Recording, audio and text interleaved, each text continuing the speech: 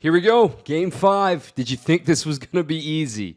My goodness. It's good to be back here on WTMJ and ESPN Milwaukee. I'm Dominic Cotroneo. So, in case you're wondering where the heck have I been, in case you missed it before the series began, just to reiterate, I work for TBS and I work for Brian Anderson. So, I am his researcher, statistician. We were assigned to Dodgers-Phillies. So, I was in LA. We were watching that series. Flew back yesterday, now getting ready to go. Now, I'm recording this through 12 innings of Mariners-Tigers. I was trying to wait till that game ended, but here you are in the middle of the night recording this podcast instead. So we don't know the result of that. You probably can Google it. You already know by the time you're listening to this. So what's the point? Why are we doing a little mini episode here? Well, Game 5, I felt like it deserved it. We've got some audio to play from Pat Murphy. We've got some thoughts. But the one thing we don't have is starting pitchers. And does that really matter? So let's just take a quick 20, 25 minutes, kind of lay out what to expect here for today as we get ready for arguably the biggest game in the modern era of Brewers history. I mean, definitely since Game 7 of 18, but you could argue because it's the Cubs, because it's Counsell, because of the 2-0 lead, that this is bigger. And another rematch with the Dodgers looms if the Brewers do win Game 5 tonight. So let's just go ahead and start with what we don't know is the starting pitchers. What we do know is it's all hands on deck. We know that. And we also don't even know the Cubs starting pitcher. You may know by the time you're listening to this. The factors at play go as follows. First, for the Brewers, you don't have a traditional starter available that's going to hand the ball and he's going to go 6 innings, right? And if you want to say that's Jacob Misiorowski, I just don't think that's that. If you want to say Jose Quintana, he just threw 3 innings 3 days ago, don't think that's going to be the 6 innings, but he is going to factor into this in some way, shape, or form. The conflict that the Brewers are fighting internally right now is, number one, do you want to start with a lefty?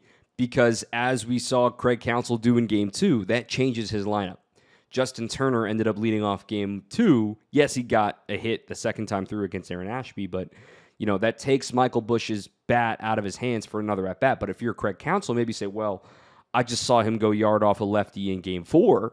Maybe I can start him against Aaron Ashby, against Jared Koenig, against Jose Quintana, because he doesn't want to lose that at-bat in a winner-take-all game. So that's one conflict the Brewers are faced with.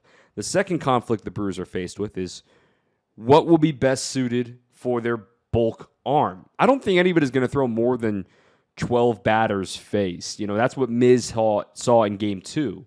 He did not face more than... He was the only guy that got to face the same batter twice, aside from Ashby, but that was a little weird with Turner facing him twice. It was just to make sure that Busch didn't come into the game more than it was wanting to face Justin Turner a second time.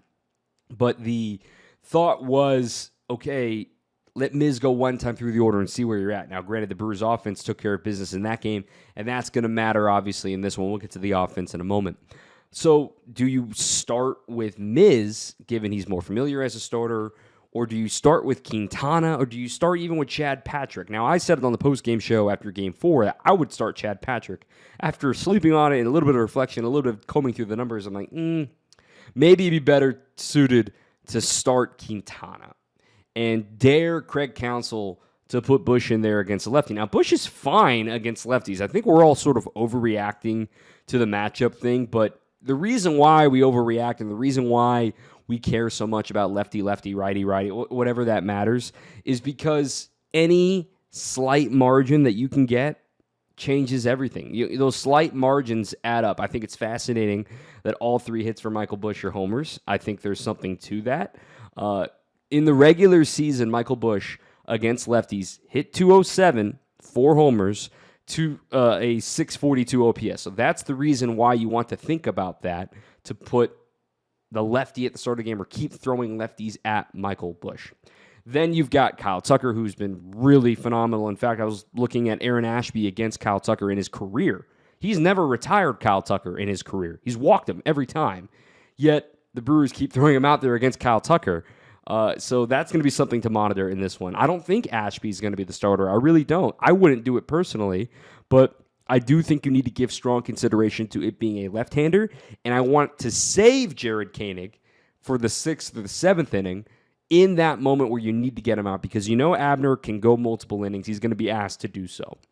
He could get you 5, 6 outs in the 8th, 9th innings. Hopefully, you can bank on that for him. So the 6th, 7th innings become so vital with McGill, with Koenig, with Ashby, even with a Chad Patrick. So if you can get 5 innings, twice through the order, twice and a half through the order, so let's call it 3, 3 times through the order with opener, Mizorowski, Quintana, some variety of that, I think that's where the Brewers are leading, and maybe even you throw Quinn Priester in there as a wild card for a couple of batters and try to change the lineup. So that's the first thing we're looking at from the Brewers' perspective of who could start. For the Cubs side of things, their conflict's a little shaky because they've done an opener with Andrew Kittredge in front of Shota Imanaga. It would be Imanaga's day, but as we saw in Game 2, he gives up tanks. He gives up homers. He's got the second most homers allowed, I believe, in the second half in all of baseball, and we saw it happen in Game 2. There's no absolute certainty that he's going to pitch in the game. And I don't blame them for thinking that way. So does Colin Ray come in? Does Aaron Savali get an inning? Does Ben Brown, who quite frankly has struggled against everybody else in the league, but has dominated the Brewers, does he get a look just to get in time through the order? I think all is on the table for Craig Counsell. And I don't think Shota is going to be very long for wear in this game. They have ridden their bullpen, and they've done a really good job in this series, not just the B guys that pitched in the first 2 games, but you look at what Thielbar did yesterday, slamming the door. You look at what Drew Pomeranz has done this series. My goodness, turning back the clock, Drew Pomeranz. When you look at what they've been able to do as stoppers, using Palencia when they've used him. Yes, I know Churio hit the 3-run bomb off of him on Game 2, but man, he slammed the door in Game 4, and I thought that was really important for the Cubs to keep him going in the right direction. I do anticipate a bullpen game for both teams, and in Game 5s, everyone's so quick to the trigger of like, the moment there's a little bit of drama, you got to go get your starter, which is why I don't think either team's going to have a quote-unquote starter available in this game. So we don't know the answers to that, at least at the time of recording here late night on Friday night. Now, I want to get into what Murph said earlier today. I got 3 cuts that I want to play here. A lot about being underdogs. You may have seen the quotes from Adam McCalvy's story, but the way I see it is Pat Murphy understands the stakes and understands the narrative that is being built around this team. And I think it's a legitimate narrative. You got to win the big game. You got to do it. You got to break through.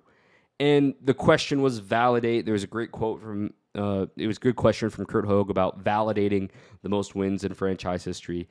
And you feel the parallels, right? And I tweeted it yesterday, and I think people were still emotional. I don't hold anyone, account for it. It's fine. I get it. Being a fan is really, really hard. But 2011, set a franchise record in wins. We're up 2-0 going to Arizona. They had to come back, and then they won and delivered one of the most legendary walk-off hits in franchise history. Now, obviously, they did not win in the CS. I understand that. Cardinals, Devil Magic, we all know about that. But the point being is it validation to win a playoff series when you set a record for most wins in franchise history and you were the 1 seed with home field validation? In my opinion, you need to validate it. You need to win the series. It's tough because you're facing a club you're so familiar with. They're so familiar with you. That makes this so entertaining and difficult for everybody wearing, blue and gold for the Brewers. So I see both sides of the argument where Pat Murphy's trying to say, hey, we're the underdogs. No one picked us. I get that. And still nobody's picking them, to be fair. I was watching MLB Network earlier today. Still nobody's picking the Brewers, which I get it. I understand. So until the Brewers do it, they're going to be continued to be picked against. So this is your opportunity. All could be forgiven with those 2 games in Wrigley and to get things going in the right direction here tonight. But the first clip I want to play from Pat Murphy is just how will he know, what will the feeling be when they walk into the building to make sure they're ready to go? Yeah, you'll feel the energy. You'll feel that, the pit in your stomach is a good thing. That means something special can happen. When you have that, that means, we can do it. And again, this team, I wish the fans could look at this as the way I know this team, like what they've done to overachieve and what they've done to put themselves in this place is really special. And to get behind them and help them, instead of thinking, well, we haven't won a playoff series, we deserve it. Well, teams that are small market teams that don't spend a lot and don't do all that kind of stuff, it's a rarity that they're as consistent as they've been. So the whole organization needs to be applauded, from ownership to the front office, um, but mostly the players, the way they've gravitated to being that hungry team. And I think you'll see that tomorrow. So a little bit of Murph, a little bit more just about the tournament and just about what goes into them being the underdogs. And you look at the teams that are remaining now. Again, I know I can hear my living room going nuts right now of whatever's happening in that game. But, in the National League anyway, the Phillies are out. They expected to go far. The Dodgers, they're awaiting the winner of this series. The Cubs expected to be here. Nobody expected the Brewers to be here. And then even in the wild card round, San Diego was supposed to move on beyond the wild card round, given how good of a season they had. So the point being, the beauty of baseball and the beauty of the postseason is the tournament, and that now the Brewers are the last ones in the National League saying, wait a minute, what are they still doing here? That's why for me, the tournament and the playoffs is, anybody's got a chance once you get here. And I'm just proud our club is here. All the other clubs that are here are kind of expected, right? But in the National League, so it's kind of cool being the team that nobody picked from the beginning, and let's finish it out. That's the big thing. And then finally, we'll get into some offense here and the three keys that I have coming into this finale. Then we'll get to some of these tweets of the X factors and the score predictions that I called for on Twitter. Offensively, the Brewers have had a weird series where they had just the brilliant first two games, really the brilliant first two innings of those two games, where they were able to bounce back from the Cubs scoring first in both of those games. But since then, obviously, Wrigley, it was tough. They played their first road playoff games for a lot of these guys, as Pat Murphy reminded everybody, which is a fair point. And Wrigley, kudos to them. It was rocking. Just from what I saw, just from people I talked to, man, that looked incredible.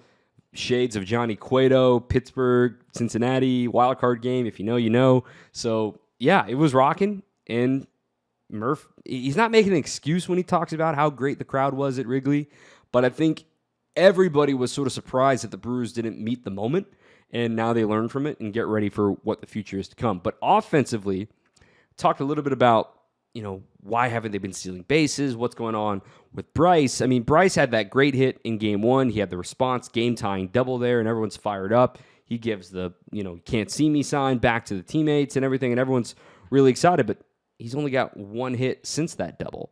So just one for his last 15 in this series. But overall, with this team workout, hanging out at the cage, and an optional team workout, had some pretty good attendance. It's tough to be critical. We believe in Bryce and we believe in our players, but we'll go through thick and thin with them, and that means ups and downs. So, yeah, you get around the cage. We had an optional workout, and every player showed up. That's kind of cool, right? You gave them optional workout. Had to travel back from Chicago. A lot of we got out late last night, like you guys did, and optional practice. Everybody showed. Kind of cool. So that's a little bit from Pat Murphy from yesterday's brief media session. By the way, we will have more coverage today. We got a long day to broadcast, so game isn't until 7:08. The network coverage will begin at 6:30 for Brewers Radio, but we will be on at 4 o'clock on ESPN Milwaukee and on 620 WTMJ. Gabe Neitzel and myself will be on from 4 to 6:30, leading you into Game 5. So we'll have plenty more to talk about with the day of quotes. We'll hear from Murph. We'll hear from Counts. We'll hear from Sal Frelick. We're scheduled to hear from Andrew Vaughn. So all of these things are going to be coming into your ear holes again later today. We're on the air at 4 o'clock Central Time, ESPN Milwaukee YouTube, ESPN, and also on 620 YouTube. So hopefully you catch us there for more coverage leading into it. But when the Brewers take the field tonight, we learned a couple of things from Pat Murphy.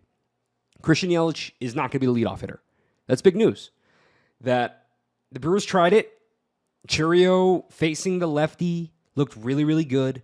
Granted, the hammy is compromised. But knowing that Craig Counsell's got a decision to make. If Chourio is leading off, I don't think it'll be reactionary. I think the Brewers will know who's starting before they put their lineup out, whether it's an opener, whether it's Shota, whether it's Array, whether it's somebody else. I don't think it'll be reactionary where once Counsell sees the Brewers lineup, he's going to change his lineup or his starter. I don't think that's going to happen. But it sounds like Chourio or Frelick is going to lead off. And then the decision becomes, all right, well, if Chourio's leading off, do you keep doing the Chourio, maybe Vaughn, move him up, especially if you're facing a lefty? Chourio Vaughn Yelly, Chourio Vaughn Terang, Chourio Vaughn Contreras Yelly Terang? Like, that's the question that I have. Are they going to move Terang down in the order and move Sal up? Not that Sal's been tearing the cover off the ball. He's just 3 for 14 in the series. But you get your best hitters up there. And the other thing that the Cubs are going to be doing, if they do use a lefty in bulk, that keeps Jake Bauers on the bench. You know, the Brewers just don't use him against left-handed pitching. And knowing that the Cubs bullpen, yes, they have Caleb Thielbar. Yes, they have Drew Pomeranz. If they can find their window where they can avoid that and get Jake Bauers into that game, they will do so.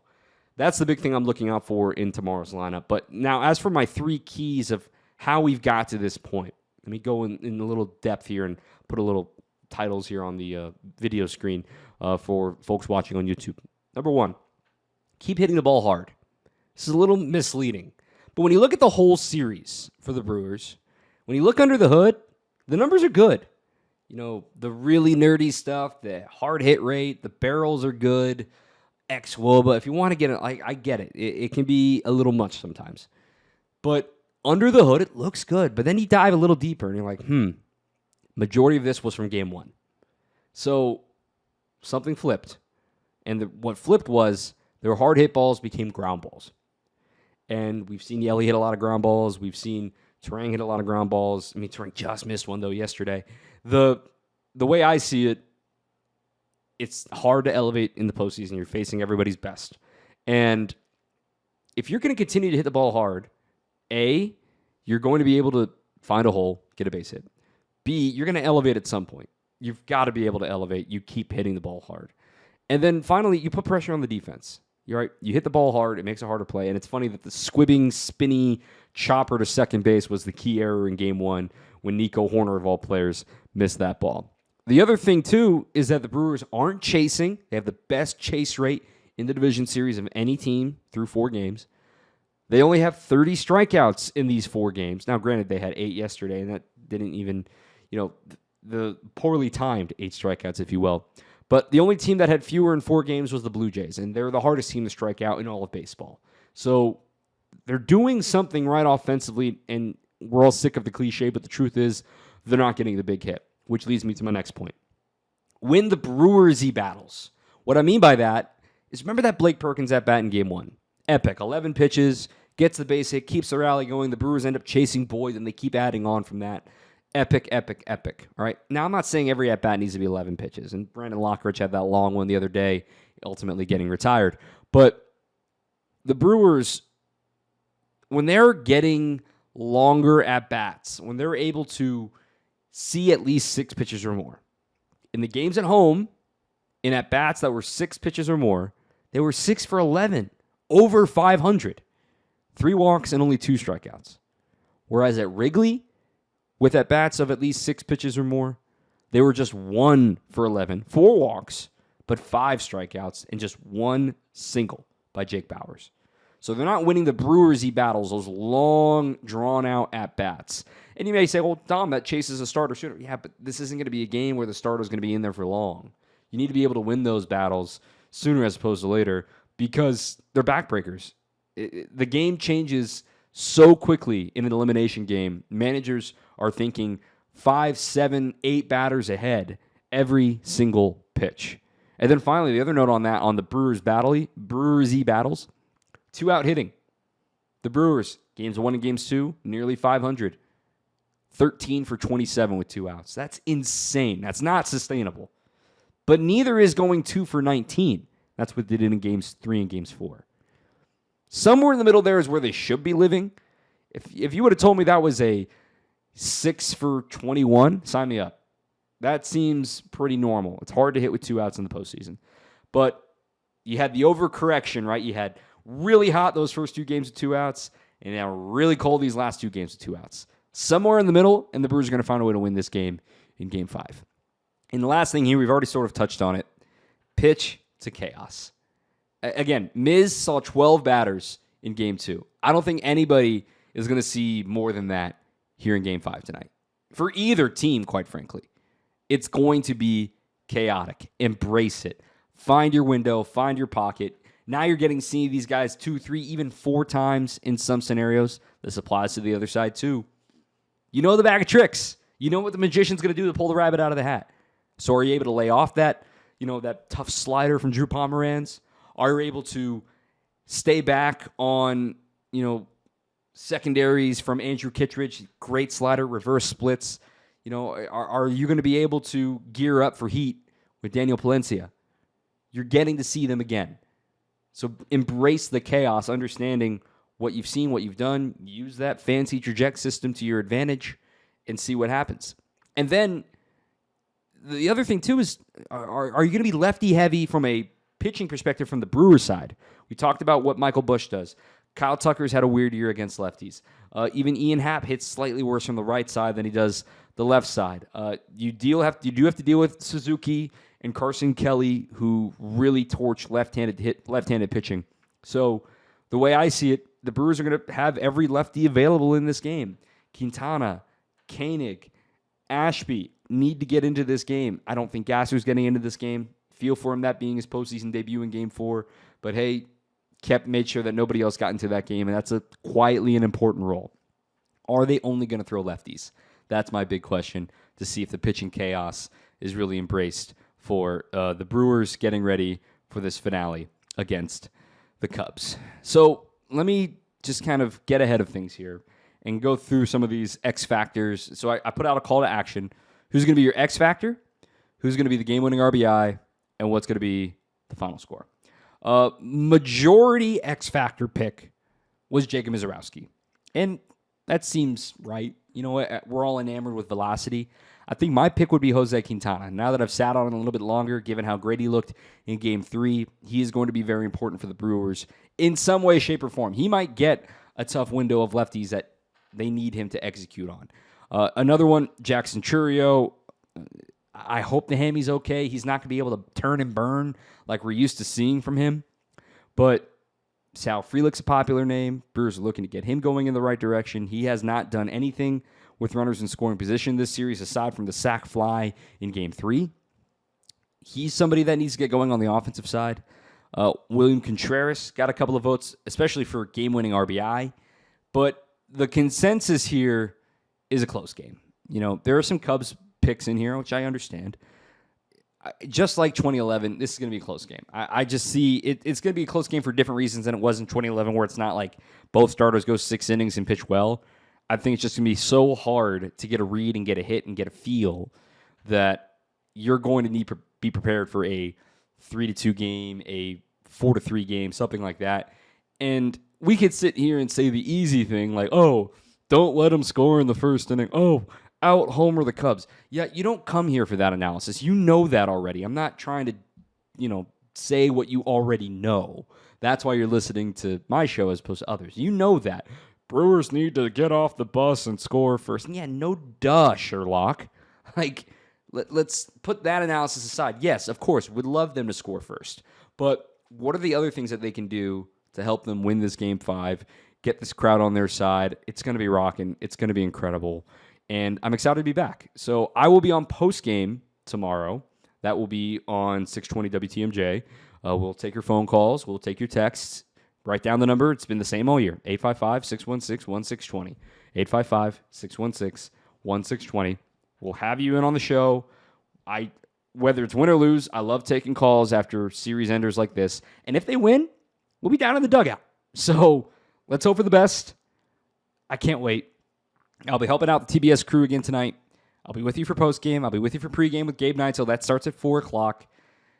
Everyone take a deep breath. This is the hard part of being a fan.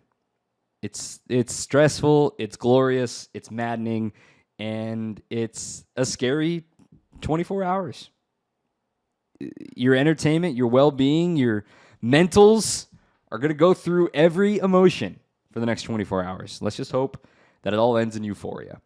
And if it doesn't, pull up a chair. We'll talk about it after the game tomorrow on 620 WTMJ. So that is going to do it for this little mini pod, little Game 5 preview. What to look out for. Can't wait to talk about more ball with you. Hopefully the Brewers season continues on and we get ready to host the Los Angeles Dodgers coming up on Monday. But I will talk to you at 4 o'clock on ESPN Milwaukee and WTMJ, and also after the game. I'm Dom Cotroneo. Keep on swinging.